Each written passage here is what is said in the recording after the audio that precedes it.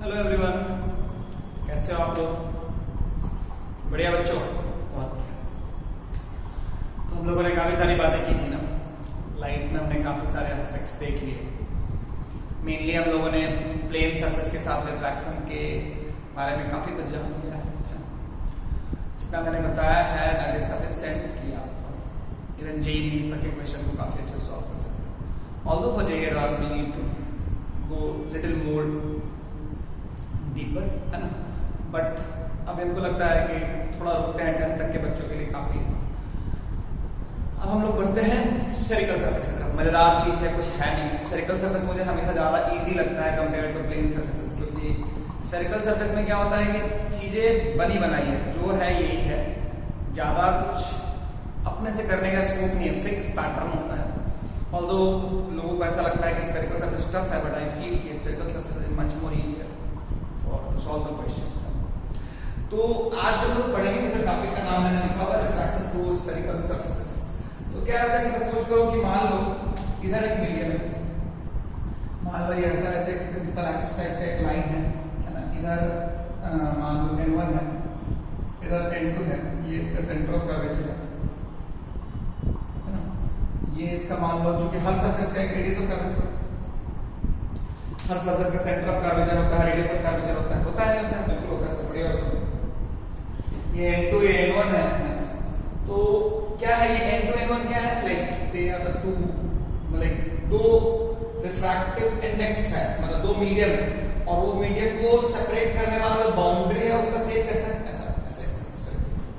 ये n2 है और ये n1 है। क्लियर ना बच्चों? तो अगर मैं ध्यान से देखूं तो यहाँ पे एक चीज तो थोड़ा सा पहले मैं तुम्हें समझाना चाहूंगा कि स्फेरिकल सरफेस पे नॉर्मल डालना is very much easy. Spherical surface पे अगर तुम्हें नॉर्मल डालना है, इस पॉइंट पे नॉर्मल डालना है, इसका सेंटर ऑफ कर्वेचर यहाँ पे है, जस्ट क्या करो, इन दोनों पॉइंट को ज्वाइन कर दो। स्फेरिकल सरफेस पे नॉर्मल डालना है, जस्ट इन दोनों पॉइंट को ज्वाइन करो, that's it. If you have to draw the normal at this point, just join this point from the centre of curvature of the surface. Is it clear? Yes sir, very much clear. तो ये जो line होगी वो उस point पे क्या होगी? Normal होगी। तो इनफैक्ट मैं मानता हूं कि स्फेरिकल सरफेस पे नॉर्मल डालना, तो ये चीज है जिसको ध्यान रखिएगा। बाकी तो ये n1 है, ये n2 है। मान लो कि मेरा जो ऑब्जेक्ट है वो इस साइड रखा हुआ है। मान लो ये ऑब्जेक्ट है, ये इस साइड रखा हुआ है, तो इंसिडेंट रे तो ऐसे ही जाएगी, है ना। तो इंसिडेंट रे के ऑरिजिन को इस पॉइंट से क्या बोलते हैं? इसको हम लोग बोलते हैं u। ऑब्जेक्ट डिस्टेंस को u से बोलते हैं। सपोज करो ये यहां पे ऐसे मिल गई, है ना, तो इसको हम लोग क्या बोलते हैं? इस डिस्टेंस को क्या बोलते हैं? v बोलते हैं। क्या बोलते हैं? अच्छा, v।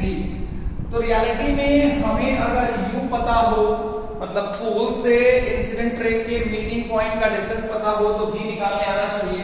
तो फॉर्मूला होता है n2 by v minus n1 by u equal to n2 minus n1 by r।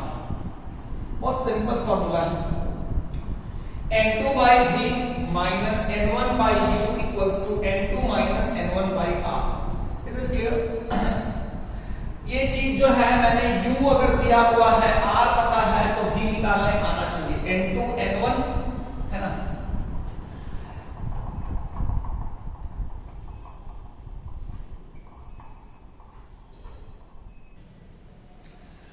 तो बच्चों n2 by v minus n1 by u equal to n2 minus n1 by r, है ना। तो तुम अगर इस फॉर्मूले को ध्यान से देखोगे तो चीजें बिल्कुल सिंपल है। जो लाइक रेडियस ऑफ कर्वेचर का वैल्यू रखना पड़ेगा, u का वैल्यू रखना पड़ेगा, n1 n2 रखना पड़ेगा, तो you will get the v। बहुत सिंपल चीजें हैं। इसके प्रूफ के बारे में मैं चर्चा नहीं करता हूं, क्योंकि अल्टीमेटली ये सब 12th के बोर्ड्स एग्जाम के लिए जरूरी है। ऑल्दो आप खुद से सर्च कर सकते हो कैसे करते हैं, नहीं करते हैं, बट कुछ बातें जो है वो इंपॉर्टेंट है इस फॉर्मूले के लिए, जो मैं लिख देता हूं। u v and r with sign, ये किसके साथ होना चाहिए? अच्छा, साइन के साथ होना चाहिए, है ना, पहला पॉइंट। दूसरा, साइन, अगर साइन की बात अगर करें तो direction of incident ray should be taken as positive. Direction of incident ray should be taken as positive. Should be taken as positive. Direction of incident ray should be taken as positive. है ना? कोई दिक्कत वाली बात नहीं है. Yes sir.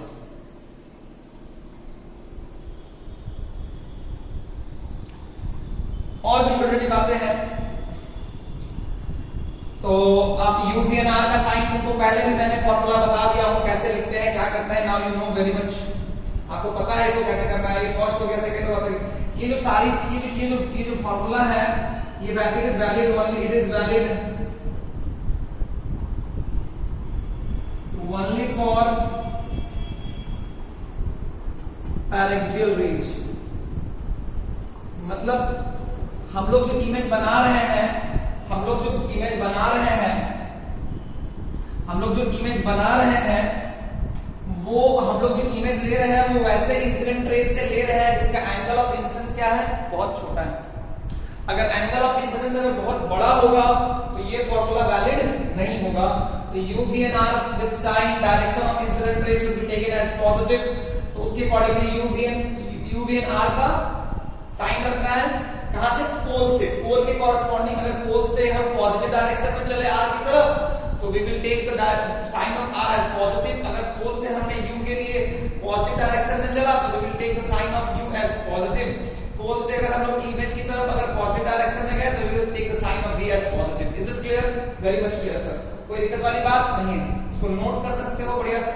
Video को pause करके पहले नोट कर लो, है ना. और भी है इसमें. ये जितनी भी चीजें हैं ये यूवी निकालने के लिए है.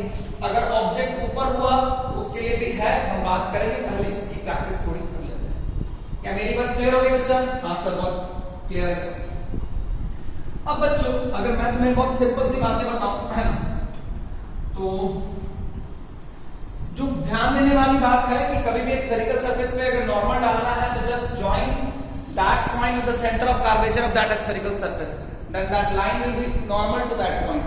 Then that line will be normal to that point. Is it clear? Yes sir. Clear sir. अब सपोज करो जब मैं तुम्हें एक बात बताऊं, मान लो ये है सपोज करो एक स्फेरिकल सरफेस है, ठीक है. मान लो इधर का मीडियम 1 है, इधर का मीडियम 2 है ना. ये मान लो तुम्हारा प्रिंसिपल एक्सिस है. It is not a kind of principal axis but still इसको हम लोग एक प्रिंसिपल एक्सिस की तरह ट्रीट करते हैं.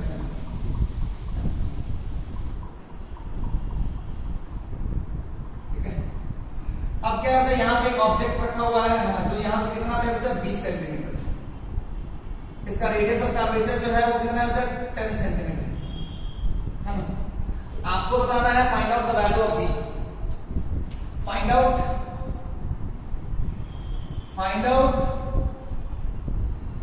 v. पहला ऑप्शन 10 सेंटीमीटर. दूसरा जो हुआ वो 15 सेंटीमीटर. तीसरा जो हुआ वो 20 सेंटीमीटर. चौथा जो हुआ वो 25 सेंटीमीटर. पांचवा जो हुआ वो हुआ none of these. Find out v. Sign के साथ मैंने लिखा है सब कुछ. जब मैं v बोलूंगा it means I am talking with sign. It means I am talking with sign. Is it clear बच्चों? हाँ sir, very much clear sir. बहुत बढ़िया. तो इसको पहले बना लो, है ना. एक चीज जो ध्यान रखने वाली बात है वो क्या है, जो सबसे ज्यादा जरूरी है ध्यान रखने वाली हमेशा,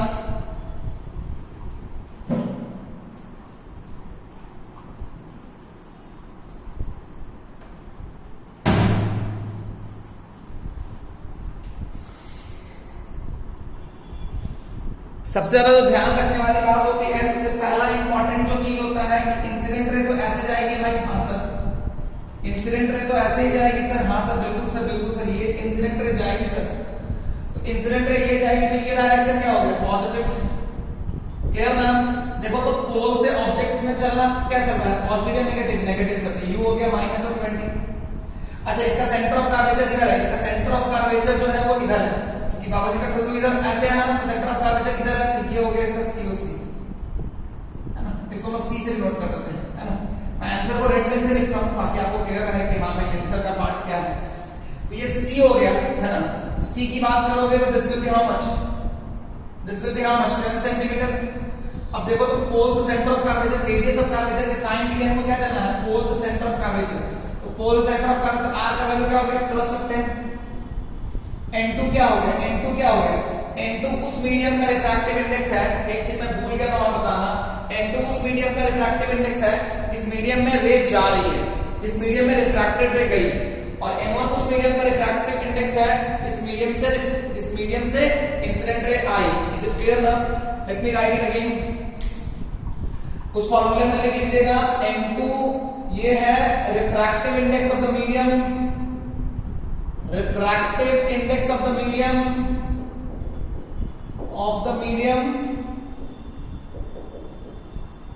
in which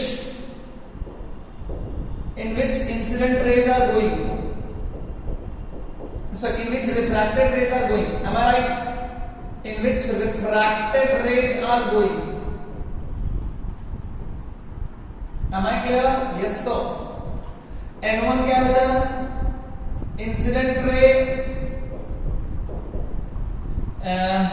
refractive index of the medium, ये वहां पे लिख लीजिएगा refractive index of the medium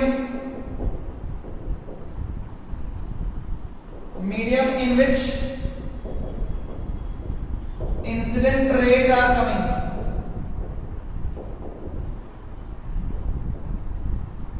ये जो चीज मैं बोलता हूं ना, incident refracted rays are going, boundary पे बैठ के मैं बोलता हूं जिस मीडियम से इंसिडेंट रे आ रही है उस मीडियम का है, और बाउंड्री पे बैठे रहोगे तो एक मीडियम से रे आएगी, दूसरे मीडियम में रे जाएगी। इस मीडियम में रिफ्रैक्टेड रे गई, उस मीडियम के रिफ्रैक्टिव इंडेक्स को हमने N2 बोल दिया है। इस मीडियम से इंसिडेंट रे आई है, उस मीडियम के रिफ्रैक्टिव इंडेक्स को हम लोगों ने N1 बोल दिया। I am clear, I hope so I am clear.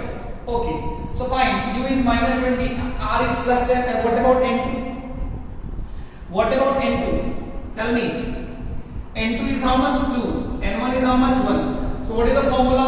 N2 by V minus N1 by U equal to N2 minus N1 by R. So N2 is how much? N2 is how much? 2 by V minus 1 by U. U is how much? Minus of 20 equal to 2 minus 1 by plus of 10.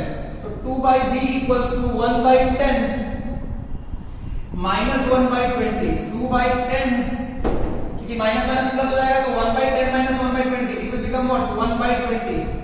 तो 2 by V equal to 1 by 20, so V equal to how much? 40. V equal to how much? 40. 40 आने का मतलब क्या हो गया?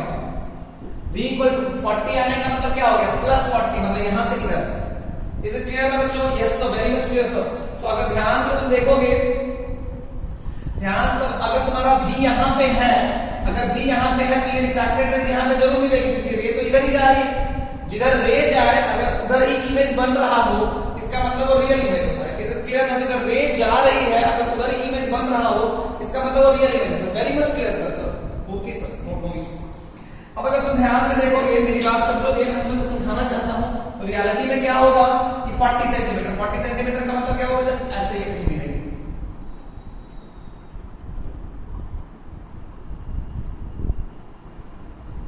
चलो, तो मैं अगर रे डायग्राम से मैं तुम्हें दिखाना चाहूं तो ये भी दिखा सकता हूं। देखो ऐसा क्यों हुआ होगा क्या? यहाँ पे सेंटर ऑफ कर्वेचर से नॉर्मल डाला गया तो लॉज ऑफ रिफ्रैक्शन फॉलो हुआ होगा ना भाई? हाँ सर। तो लॉज ऑफ रिफ्रैक्शन फॉलो हुआ होगा तो ये इस लाइन पे रे जा रही थी, लेकिन अगर क्या होगा? नॉर्मल की तरफ आएगा, नॉर्मल से रहेगा सर, ऑब्वियसली नॉर्मल की तरफ आएगा सर। तो नॉर्मल क्यों सर नॉर्मल की तरफ आएगा बच्चों? Can you tell me sir? आप तो जानते हैं सर कि रे जब भी अगर मीडियम चेंज होती है तो पाथ अपना चेंज नहीं करती है। अरे पागल, आपकी चेंज नहीं करती है वो सर? हाँ सर, चेंज करती है सर। बढ़िया, तो चेंज करती है तो नॉर्मल की तरफ आएगी, नॉर्मल से जाएगा सर। बिल्कुल नॉर्मल की तरफ आएगी तो नॉर्मल की तरफ आ गई, नॉर्मल की तरफ आ गई तो ये भी नॉर्मल की तरफ आई, ये भी नॉर्मल की तरफ आई, दोनों कहां मिल गई? यहां मिल गई। तो अल्टीमेटली इसका इमेज कहां बन जाएगा? यहां बन जाएगा सर। Clear sir? कोई डाउट नहीं है सर? आगे बढ़े? हाँ सर, हाँ सर, आगे बढ़िए। बढ़िया से आगे बढ़िए सर, रुकने की जरूरत नहीं। क्या मैं मिटा दूं? हाँ सर। N2 N1 को लेके एस्पेक्ट क्लियर हो गया, UV को लेके एस्पेक्ट क्लियर हो गया। हाँ सर, कोई दिक्कत नहीं सर। चलो एक क्वेश्चन और देते हैं, मजे में कर लो, है ना? जल्दी जल्दी करते हैं, जल्दी जल्दी करो। नहीं सर धीरे धीरे चलते हैं, कहाँ जाके जाएंगे जल्दी जल्दी से। आओ बच्चों, मान लो ये तुम्हारा दिया हुआ 3, ये दिया हुआ 2, मतलब ये रिफ्रैक्टिव इंडेक्स इधर का 3 उधर का 2, बाउंड्री का शेप ऐसा है, तो कैसा सरफेस हो गया? प्लेन या प्लेन या स्फेरिकल? सर स्फेरिकल सर, बिल्कुल सर। हाँ सर, तो रेडियस ऑफ कर्वेचर बच्चा मान लो मैंने इसका दे दिया 20 सेंटीमीटर, कितना दे दिया बच्चा? बिल्कुल 20 सेंटीमीटर सर, ओके सर। मान लो एक ऑब्जेक्ट है जो ऐसा रखा हुआ है यहाँ पे, ये पोल है सर, और ये भी कितना दिया हुआ है? 20 सेंटीमीटर दिया हुआ है। कितना दिया हुआ है? 20 सेंटीमीटर। क्लियर ना? सॉरी हाँ। तो क्या होगा अब अगर ध्यान से देखोगे तो मैं तुमसे पूछ लूंगा find out the value of v, find out the value of v 20 centimetre. हाँ,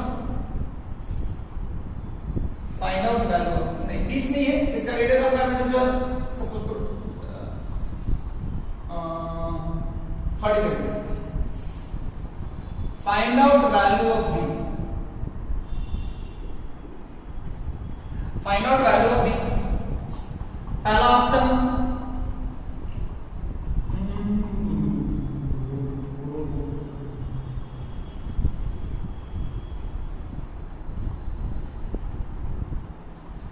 find out value of v, पहला है -10 सेंटीमीटर, दूसरा -50, तीसरा -20, चौथा -5 सेंटीमीटर, पांचवा नन ऑफ दीज।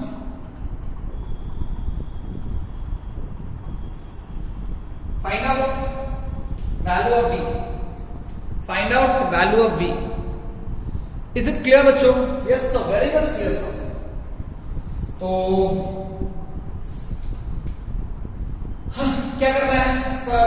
आपको तो पता ही है सर, पहला चीज क्या करना है सर? आप बताओ ना सर, हम बताएं तो लोग बताओगे सर। पहला चीज सर इंसिडेंट रे का डायरेक्शन ले लेते हैं। इंसिडेंट रे ऐसे जा रही है ना? हाँ सर, तो ये डायरेक्शन ऑफ क्या हो गया? Positive raise. बहुत बढ़िया सर, खूनी लाल है सर, आंसर जो है आपका खूनी लाल हो गया है। बहुत बढ़िया। अब तुम्हें बताओ पोल से यू की तरफ चलोगे? हाँ सर, हाँ सर, तो यू कितना ले लोगे बच्चा? Sir -20 sir, very much clear sir. अच्छा सर, रेडियस ऑफ कर्वेचर के साइन के लिए सेंटर ऑफ कर्वेचर देखना जरूरी है ना? हाँ बच्चों, तो देखो सर आप एक काम करो कि सेंटर ऑफ कर्वेचर को पहले लोकेट कर लो। हाँ सर, तो ठीक है बच्चों, मैं सेंटर ऑफ कर्वेचर को पहले लोकेट कर लेता हूं। तो सेंटर ऑफ कर्वेचर मेरा यहां हो गया है ना? सेंटर ऑफ कर्वेचर 30 सेंटीमीटर है, तो ये सेंटर ऑफ कर्वेचर हो गया। अच्छा, तो अब एक काम करो सर कि आप पोल से सेंटर ऑफ कर्वेचर की तरफ चलो। पोल से अगर सेंटर ऑफ कर्वेचर की तरफ चला, तो पोल सेंटर ऑफ कर्वेचर की तरफ चला तो मेरा रेडियस ऑफ कर्वेचर क्या हो गया? मेरा रेडियस ऑफ कर्वेचर जो हो गया उसका साइन क्या हो जाएगा? क्योंकि 30 सेंटीमीटर दिया हुआ है, लेकिन साइन क्या होगा? -30। ठीक है बच्चों, मैंने इतना कर लिया। अब बताओ क्या करूंगा सर? एक काम करो सर, N2 N1 में तो देखना पड़ेगा, तो बाउंड्री पे बैठे रहो सर। देखो सर, रे इधर से आ रही है, तो रे इधर से आ रही है सर, तो रे इधर से आ रही है, इसमें जा रही है, तो अल्टीमेटली सर N2 क्या हो गया सर? देखो सर N2 को ध्यान से देखो सर, उसमें N2 क्या लिखोगे सर? 2। हाँ बिल्कुल सर, ठीक है। फिर N1 को क्या लिखोगे सर? N1 को 3 सर। बहुत बढ़िया सर, आपने सब अच्छा किया सर, अब तो कोई दिक्कत नहीं है सर। आप लोग आप जो हो बिल्कुल वैसे ही करें जैसे कि हम बता रहे हैं। अच्छा, अब अगर हम बात करें तो सर एक काम करो, N2/V, N2 कितना है बच्चों? N2/V, तो N2 सर आप रेड पेन यूज करो। मैंने आपको बोला था रेड पेन यूज करिए। 2/V, V हो गया, ठीक है बच्चों। आगे क्या करूं? माइनस क्या होता है? अरे बोलो, अरे बच्चों बोलो, क्या बोलना है? जो बोलोगे वही लिखेंगे सर। एक काम करो सर, यहाँ पे N1 आपका 3 था। अच्छा, U 3 कितना हो गया? -20। ठीक है बच्चों, आगे आगे बोलो बच्चों, तो क्या होगा? N2 - N1, N2 कितना हो गया? 2 - 3 by what? 2 - 3 by N2/V - N1/E equal to N2 - N1/R। R कितना है बच्चों? -30।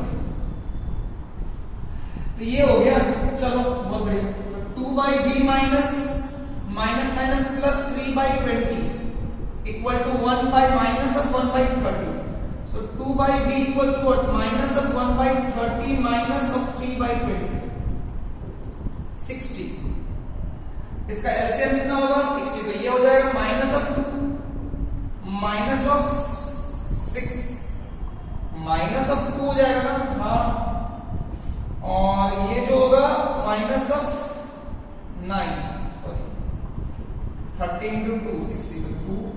3 तो 3 3 3 9।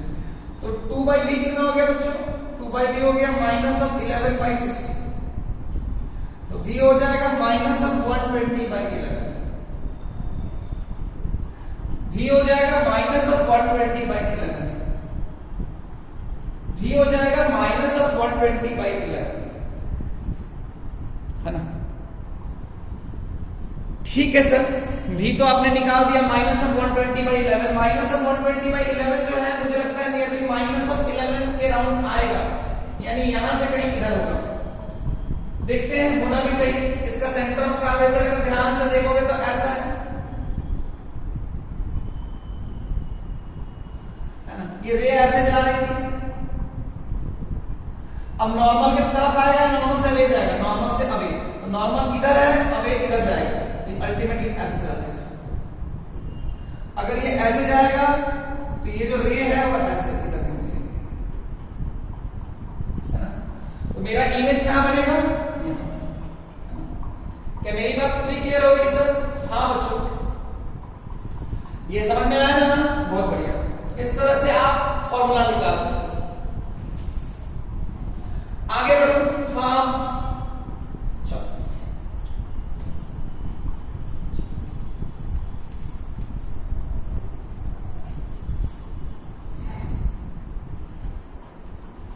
और अगर हम बातें करें तो बहुत बार आपको ऐसा क्वेश्चन दे सकता है। ये एक मोटा लेंस है, पतला लेंस भी पढ़ा देंगे, मोटा लेंस है। कौन सा लेंस है? मोटा लेंस।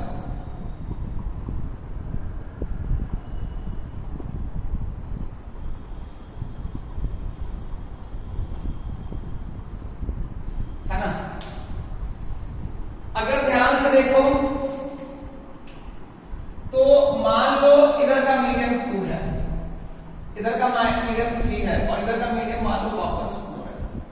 ऐसे ले लेते हैं वैरायटी। तो क्या है, कितना बार रिफ्रैक्शन लगाना पड़ेगा? तो भी बताओ, एक बार यहां फिर एक बार यहां। मान लो ये डिस्टेंस तुमको मैंने दे दिया, कितने का? 120 सेंटीमीटर, है ना? यहां पे मान लो मैंने तुम्हें दे दिया 20 सेंटीमीटर।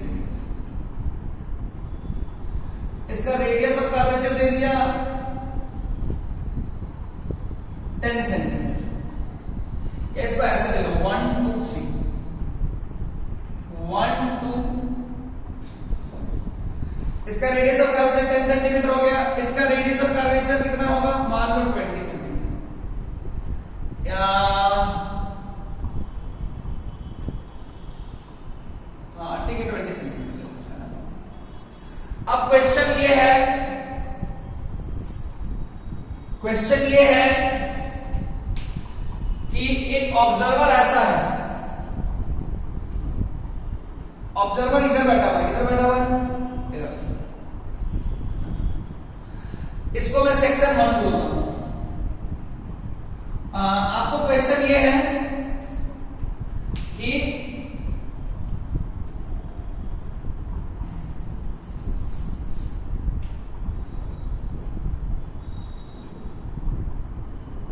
क्वेश्चन ये है बच्चों कि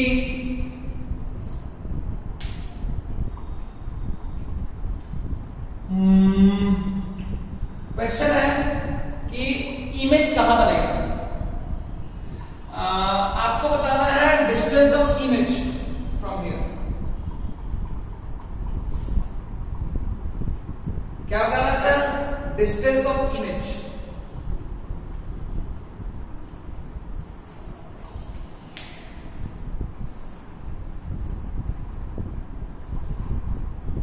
तुम लोग बनाना शुरू करो।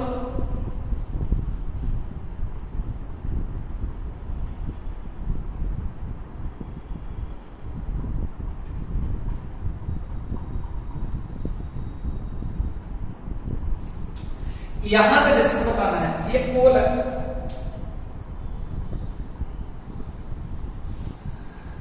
Find out value of v, sign के साथ बताना है।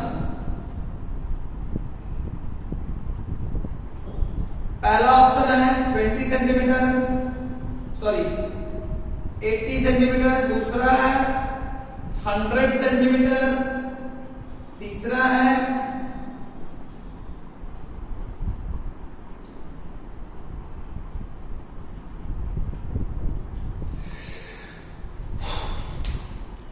क्लियर है क्या सर? बिल्कुल सर, जब बिंदास क्लियर है सर, कोई दिक्कत नहीं। चलो हम आगे बढ़ते हैं। तो N2 बाई वी, N2 क्या है? N2 हो गया, पहले यहां से लगाएंगे ना, हाँ sir, 2 by V minus 1 by U कितना हो गया? -20। अब बार बार मैं लिखूंगा नहीं, देखो ये ऐसे जा रही है इधर, 1 by you equal to N2 कितना हो गया? 2 माइनस 1 बाई, इसका सेंटर ऑफ कर्वेचर इधर ही होगा तो कितना हो जाएगा? +10। तो 2 by V equal to 1 by 10 minus 1 by 20। So v हो जाएगा कितना? ये अगर ध्यान से देखो तो 2 by V equal to 1 by 20, तो v कितना हो गया? v कितना हो गया? 40 सेंटीमीटर। v हो गया 40 सेंटीमीटर।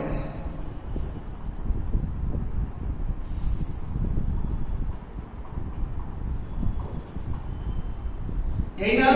बिल्कुल सर, यहां तक तो बात समझ में आई। तो रे जो थी यहां से निकली, इसमें पहुंची, यहां पहुंची, ऐसे आगे भाई, कोई दिक्कत तो नहीं है, बिल्कुल सर, बिंदास सर, अच्छा है सर, जबरदस्त है सर, जिंदाबाद है सर। ये हो गया बच्चों, ये 40 हो गया। अब वापस रे यहां जाएगी, अब रे जब यहां जाएगी तो दोबारा लगाना पड़ेगा ना, है ना? तो लगाते हैं, कहानी देखते हैं क्या होता है। इस सरफेस के लिए लगाओगे, उस सरफेस के लिए N2 कितना हो जाएगा?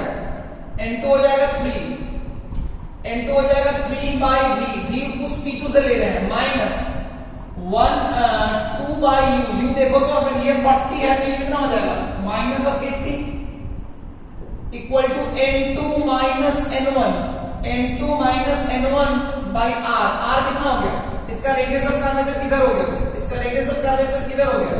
तो रेडियस ऑफ कर्वेचर अगर इधर है तो रे तो ऐसे जा रही है भाई, रेडियस ऑफ कर्वेचर तो कितना हो जाएगा? -20, -20 तो कितना हो गया? 3 by v plus 2 by 80 equal to 1 by -20। 3 by v equal to -1 by 20 -1 by 40। ये 40 एलसीएम आ गया, ये हो गया -2 -1, 3 बाई v। तो ये कितना हो जाएगा बच्चा? ध्यान से देखो तो कितना हो जाएगा? 3 बाई v हो जाएगा -3 बाई 40, ये 3 कट गया, v कितना हो गया बच्चा?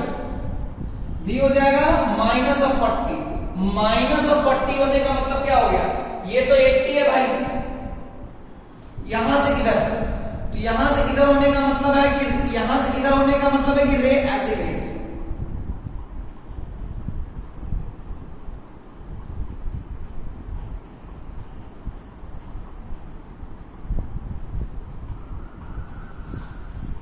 तुम ध्यान से देखोगे तो ये, क्योंकि देखो इसका सेंटर ऑफ कर्वेचर यहां था ना, सेंटर ऑफ कर्वेचर अगर यहां था तो नॉर्मल तो ऐसे होता ना बच्चा। अगर तुमको मैं दिखाऊं कि रे आखिर वैसा क्यों जाएगी, तुम पहले देखो, अगर मान लो सेंटर ऑफ कर्वेचर ऐसे ले लोगे तो रे ऐसे जा रही थी, लेकिन अगर ध्यान से देखो तो नॉर्मल की तरफ या नॉर्मल से वे, नॉर्मल की तरफ या नॉर्मल से वे, तो नॉर्मल की तरफ अल्टीमेटली ये ऐसे चली जाएगी। अब अगर ये ऐसे चली जाएगी तो ये क्या होगा? ये कहीं पीछे मिलेगा,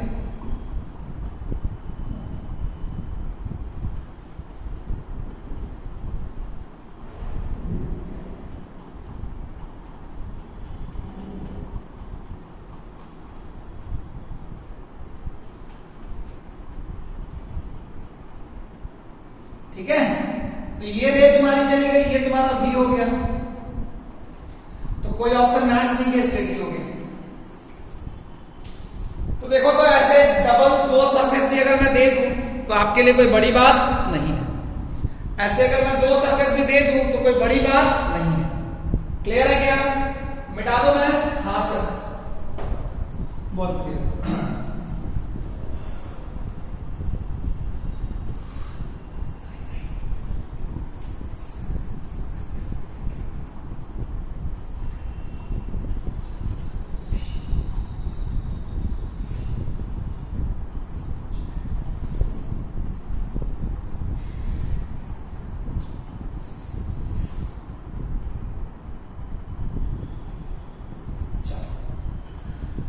लेकिन देखो अगर मान लो तुम्हारा ऑब्जेक्ट इस एक्सिस पे ना होगे, कहीं यहां पे हो जाए, मान लो पॉइंट ऑफ व्यू से मैंने सब सिखाता हूं, ये h1 ho है, ये n1 है, ये n2 है, इसका रेडियस ऑफ कर्वेचर r है। तो v को निकालने के लिए फॉर्मूला है, कौन सा फॉर्मूला है भाई, n2 by v minus n1 by u equals to n2 minus n1 by r। लेकिन अगर मान लो कि मैं hi और ho के लिए बोलूं, hi by ho क्या हो जाएगा, hi by ho जो होगा बच्चा, hi by ho जो होगा वो हो जाएगा n1 into v by n2 into u, ये हो जाएगा n1 v by n2 into u, यही होगा फॉर्मूला। तो देखो तो ये वाला फॉर्मूला लगा करके आप निकाल सकते हो, बाकी चीजें आपको पता है, चाहिए जो क्या लिखना है नहीं लिखना है, you know everything very much clearly. hi by v, hi by ho equal to n1 into v by n2 into u, hi by ho equal to n1 into v by n2 into u। Clear है बच्चों? हाँ sir clear तो है sir, बहुत बढ़िया sir. तो कुछ तो है नहीं बचा, अगर मैं तुम्हें कुछ दे दूं, ये फॉर्मूला ध्यान रखना, ये फॉर्मूला अगर ठीक से अप्लाई करने आता है तो तुम्हारे लिए चीजें आसान है। इनफैक्ट ये वाला भी फॉर्मूला जो है hi ho साइन के साथ रखना है, प्रिंसिपल एक्सिस से ऊपर हुआ तो प्लस लेना है, प्रिंसिपल एक्सिस से नीचे हुआ तो माइनस लेना है। दूसरी बात ये है कि भाई ये फॉर्मूला सब किसके लिए वैलिड है, इन द रेज आर पैरेंशियल, लिख लेना सब कुछ, ये साथ यही बात है ना, वो फॉर्मूला में hi ho भी क्या है, साइन के साथ लिख लो, hi and ho is with sign if they are above to the principal axis, take the sign as positive, if they are below to the principal axis, take the sign as negative। Is it clear? Yes। They are valid only for parential rays। इस चीज को लिख लो, एक question है बनाओ, है ना, एक क्वेश्चन है बनाओ, मान लो ऐसा रे दे दिए, ये अगर मान लो यहां से मान लो 2 सेंटीमीटर, ये 1 है, ये 2 है ना, तो आपको क्या बताना है, रेडियस ऑफ कर्वेचर अगर मान लो मैंने तुम्हें कितना दे दिया बच्चा, रेडियस ऑफ कर्वेचर मान लो मैंने तुम्हें दे दिया 20 सेंटीमीटर, और ये मैंने तुम्हें दे दिया 40 सेंटीमीटर। कितना दे दिया बच्चा, 40 सेंटीमीटर, है ना। अब आपको क्या बताना है, पहले तो बताना है v, find out value of v, find out value of v, 10 centimetre, find out value of v 20 centimetre,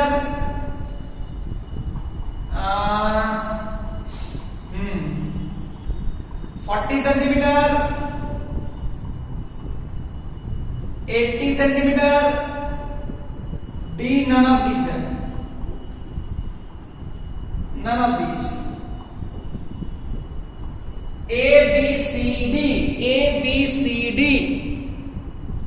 अच्छा ये तुम्हारा क्या हो गया बच्चों, पोल,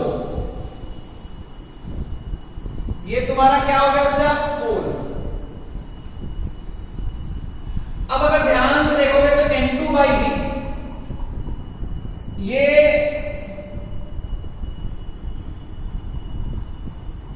n2 by v, n2 कितना हो गया बच्चा, 2 by v, मैं तो रेड पेन से लिखता हूं, हाँ n2 by v, n2 हो गया 2 by v, v कितना हो गया बच्चा, v माइनस n1, n1 कितना हो गया, n1 by u, u कितना हो गया minus of 40 equal to n2 minus n1 by r, r कितना हो गया plus of 20, 2 by v plus of 1 by 40 equal to 1 by 20, 2 by v equal to हो गया 1 by 20 minus of 1 by 40, v हो जाएगा minus of 1 by plus of 1 by 40, 1 by v, तो v हो गया 40 सेंटीमीटर,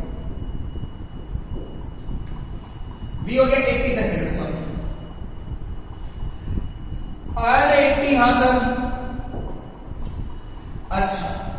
लेकिन देखो तो क्या ये प्रिंसिपल एक्सिस पे है क्या? नहीं। इसी क्वेश्चन में बताओ, find out H I, find out H I.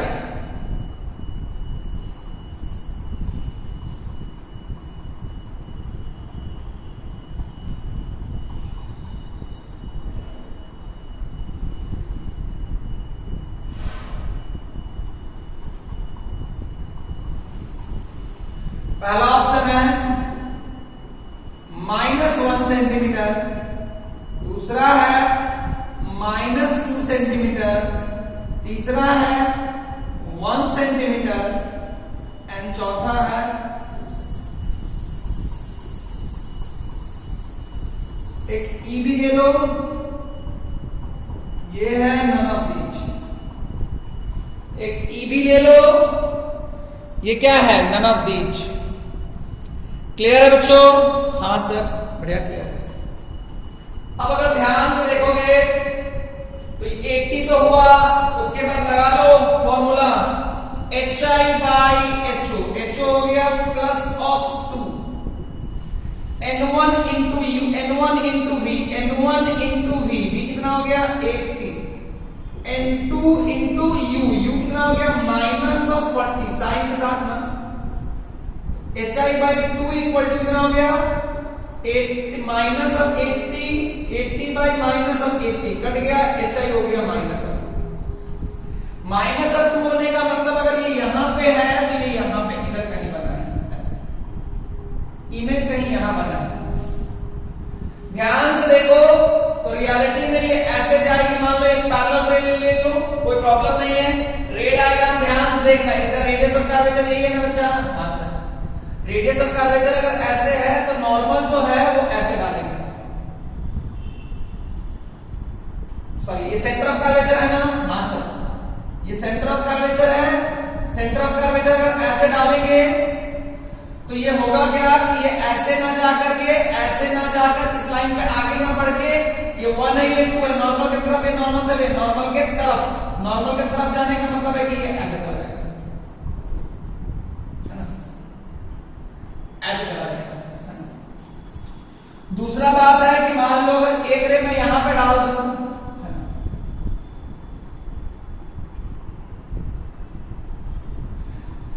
ध्यान से देखो तो ये है, ये ऐसे जाती, ये तुम ध्यान, प्रिंसिपल एक्सिस जो होता है वो तो नॉर्मल ही होता है ना भाई? हाँ, प्रिंसिपल एक्सिस जो होता है वो पोल पे नॉर्मल होता है, नॉर्मल की तरफ या नॉर्मल से तो नॉर्मल की तरफ, ये ऐसे तो ये यहां मीट कर गई। अगर यहां मीट कर जाएगी तो इमेज यहीं बन जाएगा तुम्हारे लिए। ये डिस्टेंस हो गया, ये डिस्टेंस कितना हो गया? 2 सेंटीमीटर। कितना हो गया बच्चा? 2 सेंटीमीटर। ये कितना हो गया बच्चा?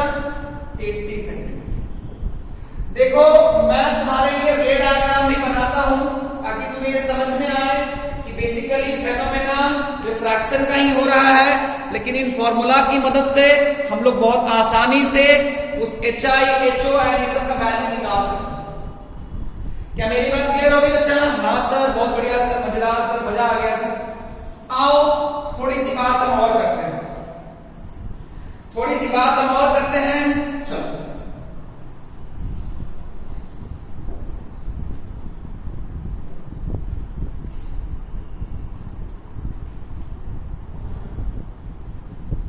तो अभी तक क्या क्या पढ़े हो, क्लियर हो गया क्या? हाँ सर, एक चीज और अगर हम बात करें कि तुम्हारे लिए 2 सरफेस है, तुम्हारे लिए 2 सरफेस है। कौन सा? मान लो हमने ऐसा 2 सरफेस ले लिया, हमने ऐसा 2 सरफेस ले लिया, ये काफी जाना पहचाना तो तुम्हें लग रहा होगा।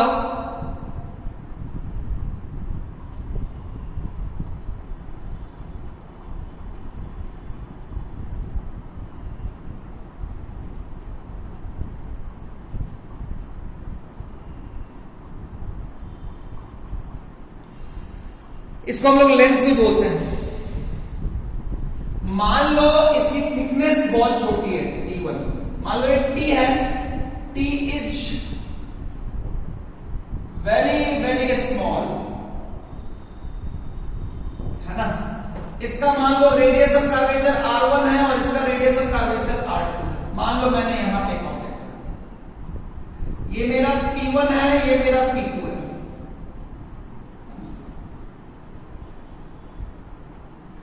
मान लो ये डिस्टेंस दिया हुआ है, ना?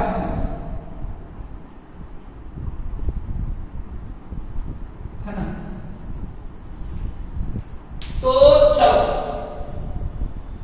हमने मान लो अगर हमको ये ऑब्जेक्ट डिस्टेंस दे दे, है ना, ऑब्जेक्ट डिस्टेंस है, तो मेरे लिए क्या है, अगर मैं ठीक से देखूं तो क्या होता है मेरे लिए n2। मान लो ये वाला जो मीडियम है सराउंडिंग मीडियम है, ये मान लो म्यू ऑफ सराउंडिंग है, ये मान लो n1 है, ये n ऑफ सराउंडिंग, ये n ऑफ लेंस और ये भी n, दोनों साइड का मीडियम सेम। तो मैं पहले क्या लिखता हूं, n1 n of lens by v minus n of surrounding by u equal to n of lens minus n of surrounding by r1। देखो मैं जो तुम्हें अभी करा रहा हूं उसमें मैंने क्या किया,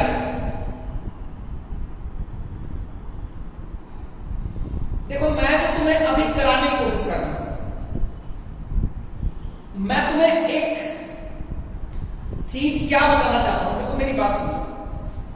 जैसे जब तुम एक क्वेश्चन जहां डेटा दिया हुआ रहता है ना, जहां डेटा दिया हुआ रहता है वहां पे तुम u को साइन के साथ रखते हो -20 -30। लेकिन अगर मुझे एक फॉर्मूला बनाना है, मैं फॉर्मूला किसका बनाना चाहता हूं, जब मुझे ऐसा दो सरफेस मिले जिन दोनों के बीच का थिकनेस बहुत कम है, इसके लिए मैं फॉर्मूला बनाना चाहता हूं। तो जैसे मान लो तुम्हारे लिए ये जो फॉर्मूला है, ध्यान से समझना, तुम्हारे लिए ये जो फॉर्मूला है n2/v minus n1/u equals to n2 minus n1/r। अभी मैंने क्या किया है, मैंने मान लिया कि इस जगह से उसका कुछ डिस्टेंस है। देखो ये और ये दोनों पास पास है, तो जितना डिस्टेंस p1 से होगा उतना ही डिस्टेंस p2 से होगा। तो मैंने क्या किया ना कि मैंने अभी उसको u ही रहने दिया। इस फॉर्मूले में u क्या है, साइन के साथ, ताकि अगर मैं इसको u ही रहने दूं, इसको r1 ही रहने दूं, इसको u ही रहने दूं और इसको r1 ही रहने दूं, इसको u रहने दूं और इसको r1 ही रहने दूं, तो जो मेरा एक्चुअल फॉर्मूला निकलेगा उस फॉर्मूले में भी मुझे u और r1 को साइन के साथ ही रखना है। अब क्या हुआ बच्चा, समझ में आया क्या? मैंने इसको कोई चेंज नहीं किया, ऑब्जेक्ट रखा हुआ है। हाँ, अगर मुझे डेटा दिया हुआ रहता तो मैं u और r1 को साइन के साथ रखता, लेकिन अभी तत्काल क्या है, मैंने इसको एज इट इज छोड़ा है, साइन के साथ, मतलब u को u रहने दिया। मतलब मैंने मान लिया कि मेरा ऑब्जेक्ट डिस्टेंस u है। अब जो मेरा फॉर्मूला बनेगा, जो मेरा फॉर्मूला निकलेगा, उसमें u को तुम्हें साइन के साथ रखना है, r1 को तुम्हें साइन के साथ रखना है। तो मान लो तुम्हारे लिए क्या हुआ, रे ऐसे चली, तो रे ऐसे चली, मान लो ऐसे आ गई, लेकिन अभी क्या हुआ, ये मान लो कि बहुत छोटी सरफेस है,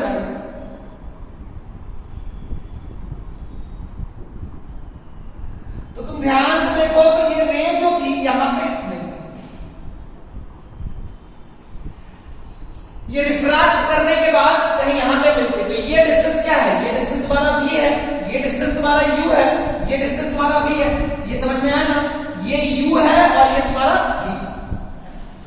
अब अगर तुम ध्यान से देखोगे तो सेकंड सरफेस के लिए तुम्हारा u क्या होगा, देखो ये p1 है और ये p2 है। पहली बार जब मैंने डिस्टेंस लिया तो कहां से लिया था, p1 से लिया था। दूसरी बार जब मैं रिफ्रैक्शन लगाऊंगा तो देखो इस सरफेस के लिए भी पॉजिटिव डायरेक्शन यही है और इस सरफेस के लिए भी पॉजिटिव डायरेक्शन यही है, कोई दिक्कत वाली बात नहीं, क्योंकि रे जो है इसके लिए भी पॉजिटिव ऐसे, इसके लिए भी पॉजिटिव ऐसे।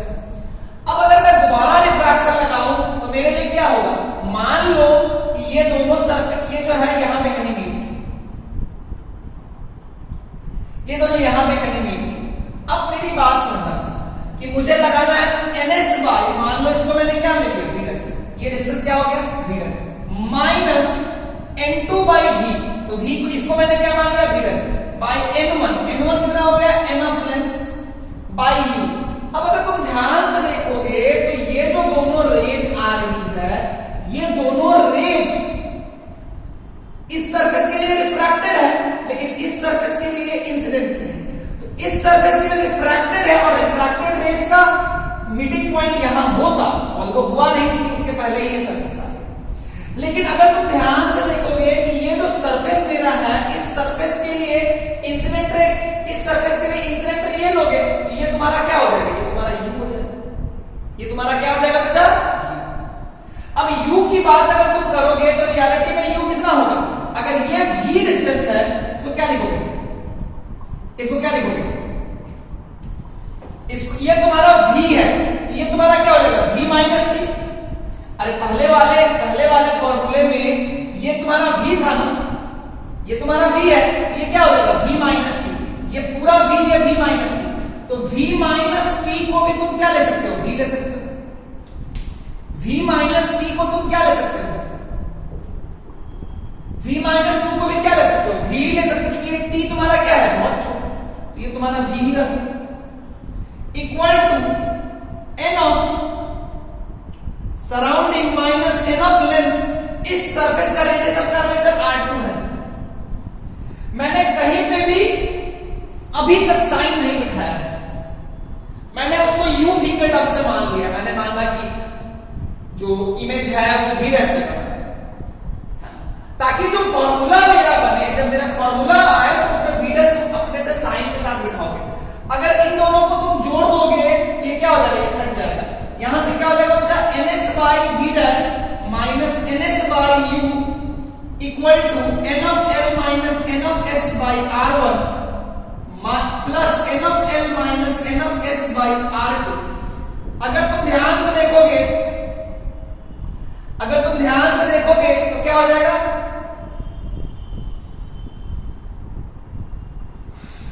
यहां से n of l minus n of s, ये समझ में आया ना, यहां तक तो कोई दिक्कत नहीं है।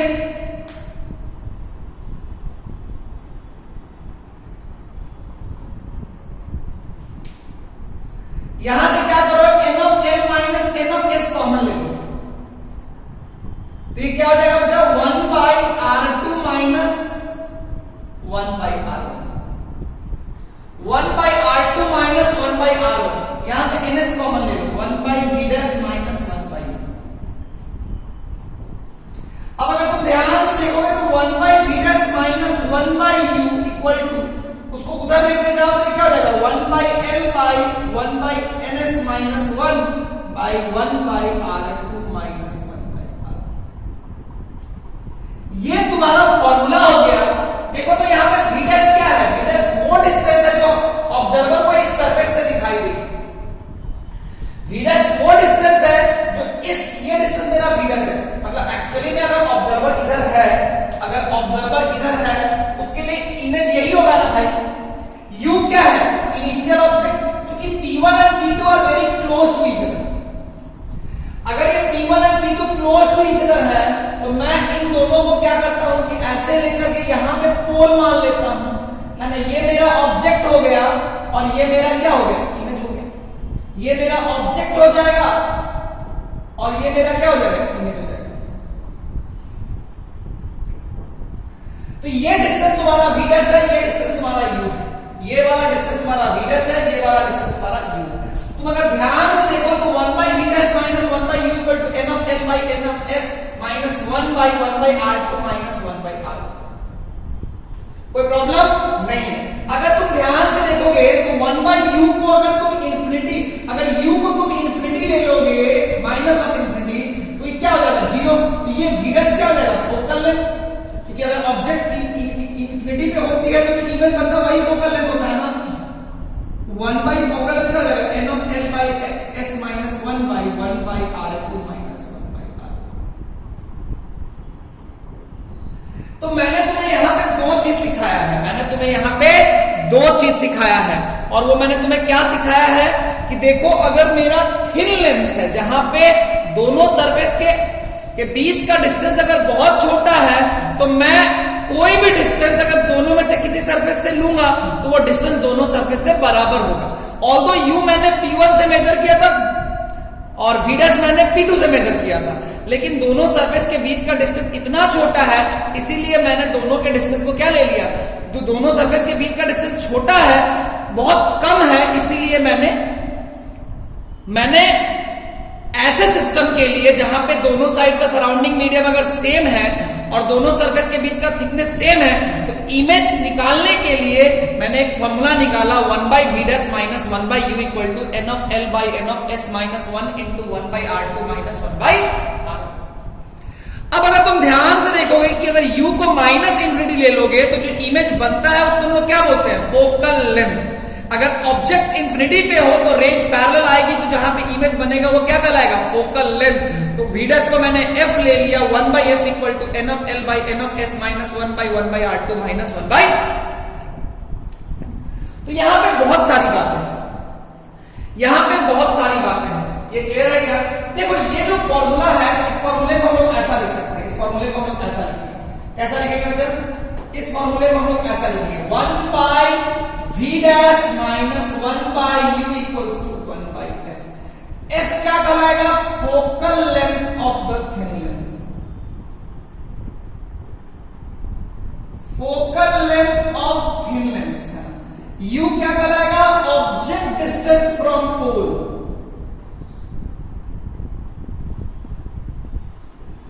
Object distance from pole with sign.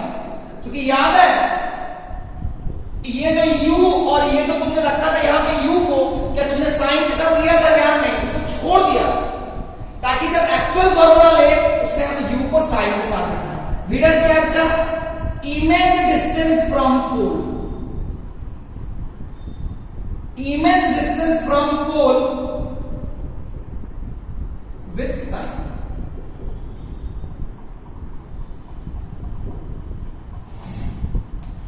Image distance from pole with sign. Clear है क्या?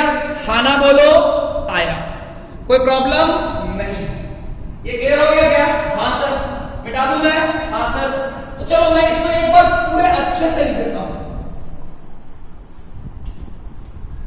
मेरे लिए क्या हुआ कि जो भी मैं पढ़ा हूं अभी वो थिन लेंसेज के लिए पढ़ा हूं। किसके लिए पढ़ा हूं बच्चा? For thin lens.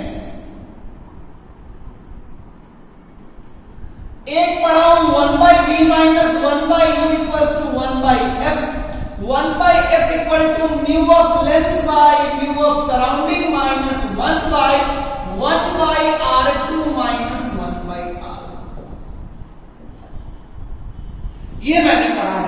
ये कैसे निकाला हो, क्लियर हो गया ना? u को इंफिनिटी बिठा दिया, तो u को इंफिनिटी जब बिठाया तो जहां पे रेंज मिलेगी उस जगह को हम लोग पोल से क्या बोलेंगे, फोकल लेंथ बोलेंगे। अब अगर ध्यान से देखोगे तो तुम्हारा ये सरफेस है, तो रियलिटी में ये P1 था, ये P2 था, तो कोई भी डिस्टेंस ये और यहां दोनों से क्या था, एक ही बड़ा, ऑलमोस्ट सेम था। इसीलिए मैंने क्या किया कि मैंने पोल जो लिया तो इस पॉइंट को ले लिया। ये मेरा क्या हो गया, फोकल, ये मेरा हो गया पोल हो गया। क्या हो गया बच्चा? पोल। कोई दिक्कत वाली बात नहीं। क्या मेरी बात समझ में आई क्या? हाँ सर, समझ में आई। पहले तो ये तो ठीक है यार, लेकिन मैंने तुम्हें यहां पे ये समझाया कि जब तुम्हारा दो सरफेस हो और दोनों बहुत पास हो तो वहां पे तुम्हें दो बार रिफ्रैक्शन लगाने की जरूरत नहीं है, तुम एक बार में ही रिफ्रैक्शन, एक बार में ही काम चला सकते हो। ये तुम्हारा v क्या था, सेकेंड सरफेस के बाद जो रे मीट करेगी उसका डिस्टेंस था सरफेस। u क्या था, जब पहले सरफेस पे जहां से रे इंसिडेंट कर रही है उसका डिस्टेंस है लेंस। ये v क्या है, सेकेंड सरफेस से रिफ्रैक्शन के बाद लेंस से डिस्टेंस। u क्या है, फर्स्ट सरफेस पे इंसिडेंट रे का ऑरिजिन या मीटिंग पॉइंट। f क्या है, focal length of the lens. ये क्या है, focal length of the lens. तो तुम्हें क्या दो बार रिफ्रैक्शन लगाना पड़ेगा क्या? नहीं। यहां पे हमने चीजों को सिंप्लीफाई कर दिया। अगर डिस्टेंस लार्ज होगा then what will you do, you will simply apply the refraction through a spherical surface 2 times. But when the surfaces are very close to each other, at that time you will simply apply refraction only one time. Clear है क्या? हाँ sir, बहुत अच्छे समझ में आया sir, कोई दिक्कत नहीं सर, ये समझ में आ गया क्या? हाँ, हमारे लिए चीजें हैं ये वाला 1 by v minus 1 by u equal to 1 by f तो बहुत इजी है, लेकिन जो सबसे इंपॉर्टेंट है उसकी बात थोड़ा करें। उसमें क्या है? Focal length. ये ध्यान रखो, फोकल लेंथ की बात करते हैं। ये फोकल लेंथ के फॉर्मूला पे थोड़ा और चर्चा करते हैं। फोकल लेंथ का फॉर्मूला क्या है? 1 by f equal to mu of lens by mu of surrounding minus 1 by r2 minus 1 by r1। अब अगर मान लो ये मेरा है, ये मेरा, अब एक बात तुम्हारे लिए R2 कौन और R1 कौन? तुम्हारे लिए R2 कौन? यहां पे क्या है? R2 and R1 याद है? विद साइन, साइन के साथ रखना। वहां पे मैंने एज इट इज छोड़ दिया था ताकि एक्चुअल फॉर्मूले में उसको साइन के साथ रखना। कोई दिक्कत वाली बात नहीं, कोई प्रॉब्लम नहीं। अब ध्यान से देखो, mu of length mu of surrounding पता है, ये फॉर्मूला कब वैलिड है? When medium on both side of the lens is same. Both side of the lens is same. अब अगर तुम ध्यान से देखोगे तो ये है पहला पॉइंट, ये है दूसरा पॉइंट, है ना? वैलिड ओनली फॉर पैरेक्सियल रे। जो भी हम लोग पढ़ते हैं वो पैरेक्सियल रे के लिए होता है। Valid only for paraxial, valid only for paraxial रे। तो मेरी बात तुम्हें समझ में आनी चाहिए। R2 R1 with sign when medium on both side of the lens is same, valid only for paraxial ray. कोई दिक्कत वाली बात नहीं है। अब अगर तुम ध्यान से देखो, ध्यान से समझो, तो मैं तुम्हें कुछ समझाना चाहता हूं। क्या समझाना चाहता हूं? R2 और R1 के बारे में। तो देखो, लेंस में क्या होता है ना, कंफ्यूजन का एक सोर्स है। लेंस में रे इंसिडेंट एक साइड से कर सकती है, दोनों साइड से कर सकती है। इधर से भी रे आ सकती है, इधर से भी रे डाल सकती है। इधर से भी डालोगे, इधर से भी डालोगे। मान लो अगर ऑब्जेक्ट इधर रख देंगे, इंसिडेंट रे इधर से जाएगी। अगर ऑब्जेक्ट इधर रखोगे, इधर से आएगी। अल्टीमेटली ऑब्जेक्ट का स्कोप दोनों साइड से, तो रे दोनों साइड से स्ट्राइक कर सकती है। तो अगर मान लो, मेरी बात समझना, अगर रे ऐसे स्ट्राइक इधर से रे आ रही है, तो जिसपे पहले स्ट्राइक करे ये R1 और ये। अगर मान लो रे इधर से स्ट्राइक करे, अगर रे इधर से आ रही है तो ये R1 और ये R1 R2 with sign and R1 R2 क्या है? जिधर से तुम पैरेलल रेज डालोगे, जिधर से तुम पैरेलल रेज डालोगे, उस पे जो पहला सरफेस मिलेगा उसका रेडियस ऑफ कर्वेचर R1 है एंड दूसरे रेडियस ऑफ कर्वेचर को हम R2। दूसरे रेडियस ऑफ कर्वेचर को हम क्या बोलते हैं बच्चा? R2 बोलते हैं। कोई दिक्कत वाली बात नहीं है। समझ में आया क्या? हाँ सर। इस फॉर्मूले में हम और बातें करेंगे। आज के लिए इतना ही। चीजें काफी इंटरेस्टिंग थी, है ना? आप उसको देखिएगा। मैंने आपको पहले ही बोला था कि जब भी स्फेरिकल सरफेस की बात करेंगे तो आपको जो जो जो जो ऑलरेडी पढ़ाया गया है उसी में से चीजें अप्लाई करनी है। मैं आपको फिर से बताता हूं, आज जो हम लोगों ने पढ़ा उसको एक बार रिकैप कर लेते हैं। हम लोगों ने सबसे पहले पढ़ा कि अगर एक सिंगल स्फेरिकल सरफेस है उससे ऑब्जेक्ट इमेज के बारे में कैसे बात करेंगे। तो n2 by v minus n1 by u equal to n2 minus n1 by r, that was the first formula। and अगर ऑब्जेक्ट अगर प्रिंसिपल एक्सिस पे नहीं हो, hi by ho equal to n1 by u n1 into v by n2 into r। सारा formula sine के साथ है। अगर तुम्हारा दो सरफेस हो जाएगा, दो स्फेरिकल सरफेस हो जाएगा, तो चीजें कोई बहुत बड़ी बात नहीं है। आप सिंपली क्या कर सकते हो? 2 टाइम्स रिफ्लेक्शन लगाएगा। लेकिन कुछ कॉमन चीजें हमारे लाइफ में बार बार यूज होती है जहां पे दो स्फेरिकल सरफेस के बीच का डिस्टेंस बहुत कम होता है। उसके लिए भी हम लोगों ने एक फॉर्मूला निकाला, 1 by v minus 1 by u equal to 1 by f। यहाँ पे f क्या है बच्चा? Focal length of the lens. इसका भी फॉर्मूला हमने पढ़ा, mu of lens by mu of surrounding minus 1 by r2 minus 1 by r1। जैसे चीजें मुझे याद है वैसे ही चीजें आपको भी याद होनी चाहिए। अगर आप ऐसा कर पाते हो तो जो पढ़ा है उसको आप 3 से 4 लाइन में लिख लो, चीजें आपके लिए काफी आसान होंगी। जब भी आपको लगे आप फॉर्मूला लगाओ और मस्ती में रिजल्ट पाओ। कोई दिक्कत वाली बात नहीं। आज के लिए इतना ही, अगले क्लास में फिर मिलेंगे, इसी टॉपिक को आगे की तरफ कंटिन्यू करेंगे। टाटा बाय बाय बच्चों।